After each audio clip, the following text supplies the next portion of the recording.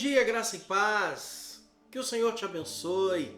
Programa Amanhecer com Deus, o programa da Igreja Presbiteriana Floresta de Governador Valadares. Caminhamos até aqui, de segunda até hoje, pensando a respeito da criação, meditando na palavra do Senhor e aplicando os princípios de Deus à nossa vida. E para esta manhã de sexta, eu gostaria de tratar com você a respeito de um assunto um tanto quanto controverso para os nossos dias, mas um assunto extremamente relevante, bonito e que precisa ser restaurado dentro dos seus princípios que Deus estabeleceu: a sexualidade humana. O livro de Gênesis, capítulo 1, verso 27, assim nos diz: E criou Deus o homem à sua imagem, a imagem de Deus o criou, macho e fêmea os criou. Irmãos, esse texto é por demais interessante. Deus até então estava tratando de Adam, o homem, o ser humano, a sua imagem criada.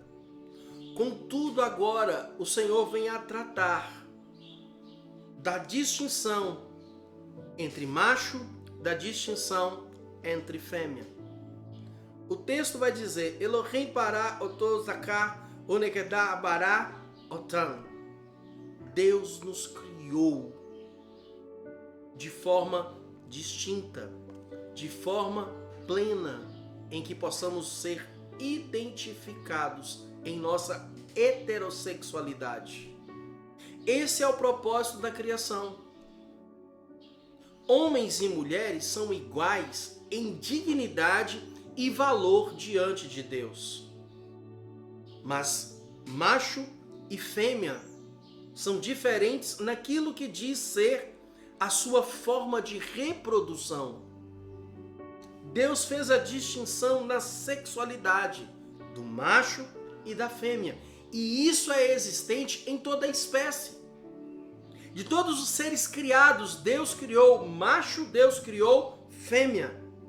E ao ser humano, Deus deu, tanto ao macho como à fêmea, a sua imagem, abençoados, e receberam a recomendação da parte de Deus para que fossem fecundos, que pudessem subjugar a terra e dominar sobre todas as criaturas, conforme o verso 28 diz. Então entenda que homens e mulheres são igualmente, trazendo em si a imagem de Deus. Contudo, meus irmãos, nada tem sido mais avassalador nos nossos dias do que esse conceito que tem tentado desconstruir que macho é macho e que fêmea é fêmea.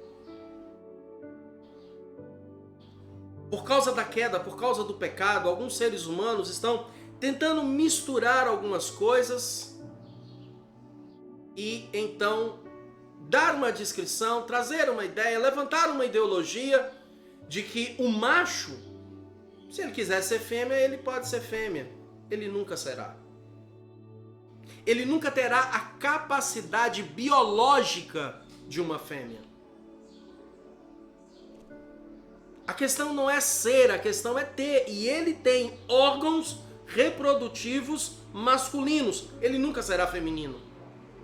Ele nunca terá a capacidade de fecundar. Ele nunca terá a capacidade de trazer dentro do seu corpo, na parte ali concebida das mulheres do útero, uma vida que vai sendo formada, desenvolvida dentro do útero materno da fêmea. E isso é sobre todas as espécies. Não somente seres humanos, mas de tudo que Deus criou. De igual forma, quem faz a gestação do ser é a fêmea. Deus assim estabeleceu. Então nós precisamos falar a respeito disso. Porque a desobediência humana, a queda, o pecado, tem perturbado a sexualidade humana. E eu quero lhe dizer algo nesta manhã: a intenção de Deus é restaurar, a intenção de Deus é curar, é trazer de volta ao princípio para o qual Deus criou, conforme o Evangelho pode nos trazer de volta à palavra do Senhor. O livro de Gálatas, capítulo 3, verso 28, nas palavras do apóstolo Paulo, Assim está escrito: não há judeu, nem grego, escravo, nem livre, homem nem mulher, pois todos são um em Cristo Jesus. O que Paulo está dizendo aqui, meus irmãos, é que não é uma significância de que em Cristo as diferenças étnicas, sociais e sexuais são eliminadas. Pelo contrário. O que Paulo está dizendo aqui, que homens permanecem homens, mulheres permanecem mulheres. Mas em Cristo, quando temos um relacionamento pessoal com Ele, nossas diferenças sexuais diante dele tornam-nos um. Homem e mulher necessitam do perdão que vem de Jesus Cristo. Homem e mulher precisam do nosso advogado espiritual, a Jesus Cristo. Homem e mulher, apesar da distinção sexual, mas ambos precisam do Senhor para se tornarem um. Até no relacionamento afetivo entre o homem e uma mulher, Cristo precisa estar estabelecido para que, justificados pela fé e igualmente habitados pelo seu Santo Espírito, nós venhamos quebrar a barreira da separação e voltemos a viver a comunhão plena com Ele. É por isso que o casamento, a procriação, quando Deus estabelece e faz com que os homens sejam fecundos, é a bênção de Deus estabelecida, tanto no homem quanto na mulher. Isso deve resgatar em nossa mente o valor que nós devemos dar uns aos outros, mais do que aqueles que fazendo parte de uma sociedade não cristã, tentam criar agora para tão somente dar uma posição de status. Me perdoe se você não concorda, mas eu não estou aqui para fazer com que você concorde comigo. O que está escrito na palavra de Deus é assim estabelecido. Isso não é uma questão de religião, isso é uma questão de biologia. Isso é uma questão de genética. Isso é uma questão que a ciência, a Bíblia, apesar de não ser texto científico, mas a ciência está evidente naquilo que a palavra diz.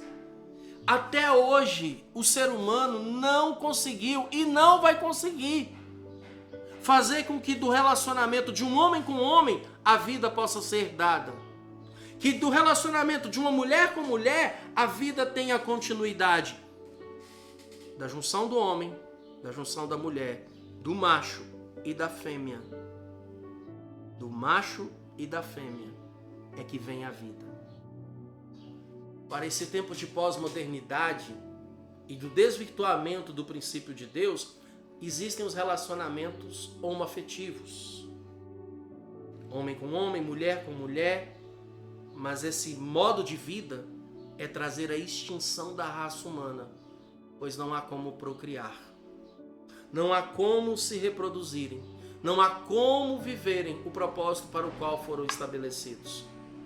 É por isso que não tem como querer imputar que a igreja abençoe relacionamentos que não vão trazer aquilo que foi estabelecido pela palavra, que multipliquemos, que pela bênção da fertilidade a vida continue. Por isso, querido, volte-se para o Senhor. Permita que a sua sexualidade seja uma expressão de glória de Deus. Não deixe que o pecado domine ainda mais a mente do ser humano, transgredindo, maculando, manchando aquilo que Deus criou de tão maravilhoso e de tão belo. O homem não é superior à mulher e a mulher não é inferior ao homem, mas estão ambos lado a lado para estarem caminhando juntos para a glória de Deus, diante de Deus, até que Ele volte para nos buscar e vivermos eternamente. Que a sua sexualidade glorifique a Deus. E você que está pensando que a sua sexualidade ela pode ser conduzida por aquilo que você pensa, reveja os seus conceitos, pois não é uma questão de fé, é uma questão de biologia, é uma questão tão somente de genética, de ciência que estabelece macho e estabelece fêmea. Somente a junção dos dois, a vida continua a existir. Que a existência deste Cristo maravilhoso seja sempre presente no seu coração. Deus te abençoe, que a graça de Cristo seja sobre ti. Boa sexta-feira para você. Shalom Adonai.